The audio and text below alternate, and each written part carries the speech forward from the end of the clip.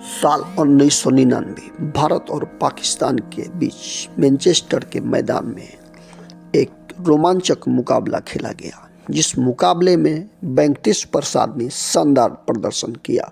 उनके शानदार प्रदर्शन के लिए man of the match award दिया गया।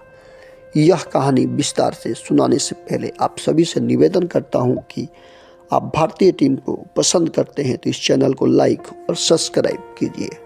मैं आप सभी दोस्तों को भारत और पाकिस्तान के 1999 में हुए विश्व कप के मैच की शानदार कहानी सुनाता हूं। मैनचेस्टर के मैदान पर अजहरुद्दीन टॉस जीत करके पहले बल्लेबाजी करने का फैसला करते हैं। सचिन तेंदुलकर और सदागोपन रमेश मैदान पर पहुंच चुके थे। सचिन को देखकर वसीम अकरम अपने साथी खिलाड़ियों से कहते हैं, अगर हम सचिन को आउट कर देते हैं तो भारतीय टीम के बाकी बल्लेबाज तो ताश के पत्तों की तरह बिखर जाएंगे। वसीम अकरम अपना पहला ओवर डालने के लिए तैयार और सचिन सामने खड़े थे। जब वसीम अकरम की पहली गेंद बाउंस हुई तो सचिन यह समझ गए कि पाकिस्तानी गेंदबाजों को खेलना मैनचेस्टर के मैदान पर आसान नहीं होगा।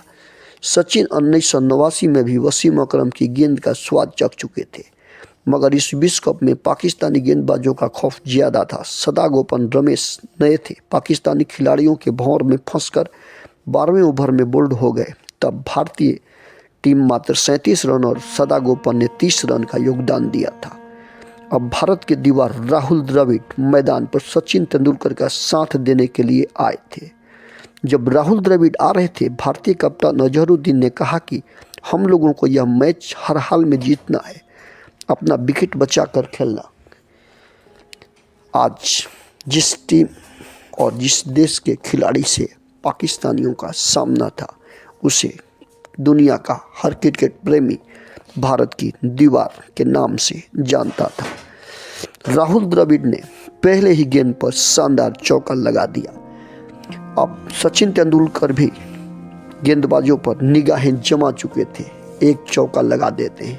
दोनों ही बल्लेबाज के प्रदर्शन से वसीम अकरम परेशान हो जाता है और यहीं से शुरू होता है पाकिस्तानी टीम का घटिया चक्रव्यूह, जिसके नायक शोएब अख्तर, अजहर मसूद और वसीम अकरम बनने वाले थे।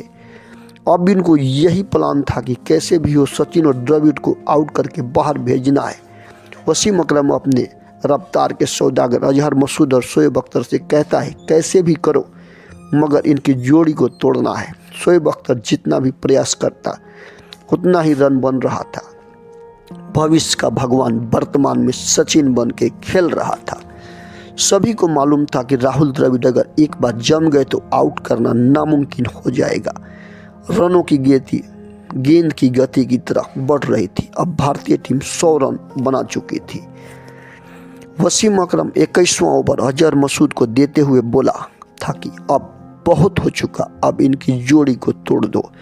अजहर मसूद लंबे रनअप के साथ दौड़ लगाते हैं और सामने सचिन तेंदुलकर गेंद को अपना बल्ला लगा देते हैं। गेंद को शकलन मुश्ताक कैच कर लेते हैं और अब भारतीय टीम की उम्मीद भी सचिन के आउट होने के साथ ही टूट जाती है। पाकिस्तानी दर्शक और खिलाड़ी ऐसे जश्न मनाने लगते हैं जैसे वह विश्व कप जीत चुके हैं। पाकिस्तानी गेंदबाजों का कहर जारी था। स्विंग होती गेंद पर रन बनाना बहुत ही नामुमकिन था और नए बल्लेबाज अजय जडेजा की बस की बात नहीं थी। मात्र 6 रन के स्कोर पर अजय जडेजा अजहर मसूद के स्लिप पर कैच करके वापस भेज दिया। भारतीय टीम का स्कोर 3 विकेट खोकर 107 रन बन चुका था। लगातार गिरते विकेटों को देखकर अजहरुद्दीन पाकिस्तानी गेंदबाजों को जवाब देने के लिए मैदान पर आ चुके थे और अजहरुद्दीन और राहुल द्रविड़ दो ऐसे बल्लेबाज जो अगर मैदान पर रुक गए तो मैच का रुख बदल सकते थे।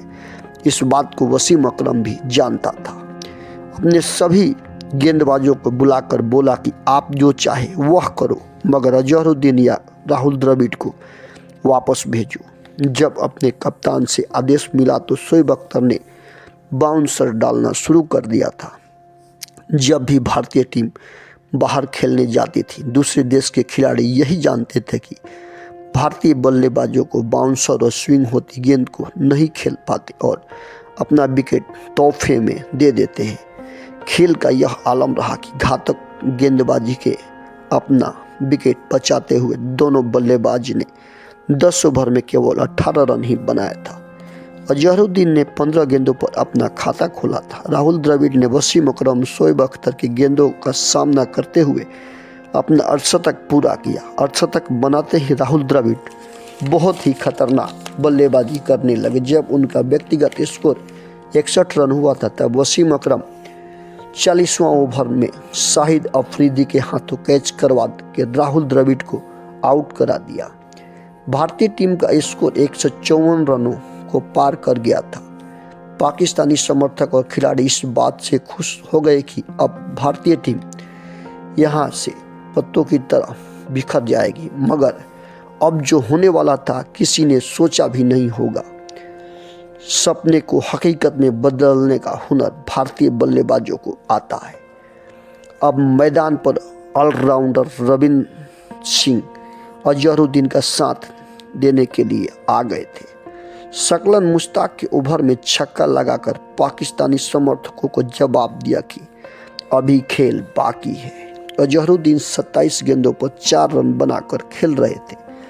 36 गेंदों पर रविंद्र सिंह और अजहरुद्दीन ने घातक बल्लेबाजी करते हुए 63 रन की साझेदारी किया। 27 गेंदों पर 4 रन बनाने वाले अजहरुद्दीन 44 गेंदों पर अपना अर्धशतक पूरा कर लिए थे। साथ अपने कप्तान पर खड़े होकर अपनी खुशी का इजहार किया था। अब भारतीय टीम का स्कोर 215 हो चुका था। 48वां ओवर वसीम अकरम लेकर आया और अजहरुद्दीन सामने थे। एक कप्तान ने कप्तान को आउट कर दिया। अजहरुद्दीन ने शानदार प्रदर्शन करते हुए 59 रन का योगदान दिया था।